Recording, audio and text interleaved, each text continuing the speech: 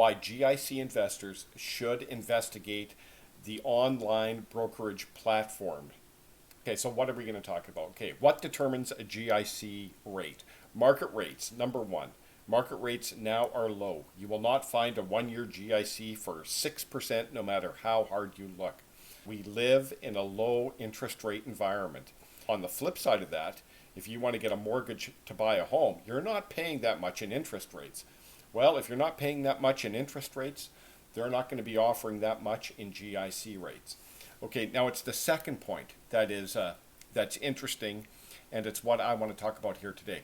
The demand for money per institution. Institutions have differing demands for money at frequently and potentially at all times. If people are lining up for car loans at institution A and they're not lining up for car loans at institution B, institution A has a higher demand for money than institution B. Okay, so they have to attract the money. What do? They raise their rates to attract the money. They raise their GIC rates to attract the money.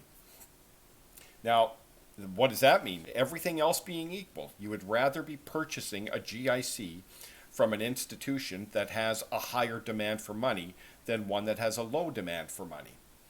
It's important to understand that the G in GIC stands for guaranteed. If the institution goes bankrupt, you don't lose any money. It's a bit of a pain in the rear end process. You might not make all your interest. It might take a while for you to get your money back, but you don't lose your money. Now imagine rolling over GICs from institutions that have a high degree of money always. If you walk into your bank, if you deal with a bank or a couple banks and you have a GIC coming due, you walk in, you say, hey, I want to renew this GIC. I just want to roll it over to a 1-year term. It will come back to you with a rate, and that rate might be uninspiring. Well, you know what? You can change banks, I guess, but that seems like a long process. Most people say, okay, well, I'll just live with it, and they invest in the lower rate GIC. What happened was the institution they're dealing with has a low demand for money at the time that they want to invest in a GIC. Okay, so I want to show you some examples, and this is the benefit of the online brokerage platform when it comes to purchasing GICs.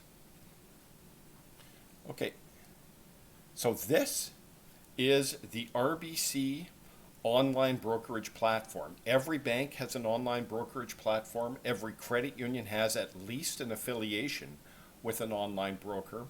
And there are many standalone online brokers. And they all offer something similar to this. So here I've typed in, I want to find all GICs that pay annually, and it's a 1-year term. So the GIC matures in 1 year. What do I have here? There are 35 results found. So let's take a look at some of these. Let's see who has the higher demand for money. Okay, so here we have B2B Bank. They're offering 2.14%. Royal Trust Corp is offering 2.05%. Royal Trust has a lower demand for money than B2B Bank. Let's find a big one. There's usually one that... Okay, here's 220. Home Trust Company is offering 2.2% for a 1-year GIC. And here is Keb Hanna Bank Canada. They have a very low demand for money right now. They're offering 0.75%.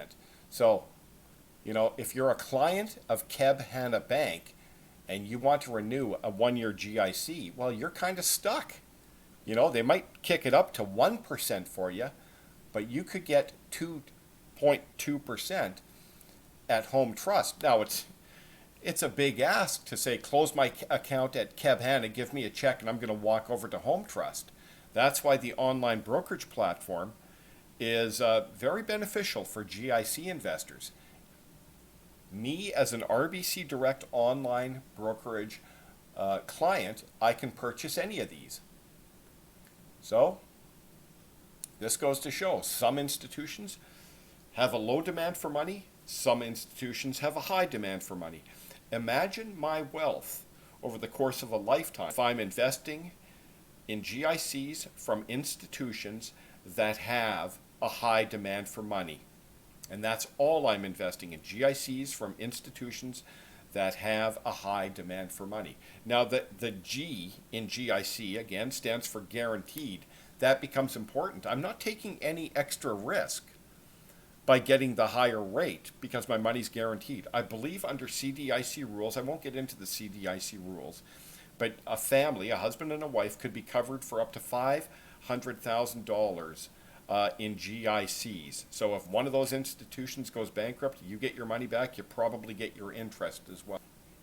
That's it. There is. So if you're only a GIC investor, I think it's worth your time to investigate the benefits of purchasing your GICs through an online brokerage. So I hope that helps, and onward and upward.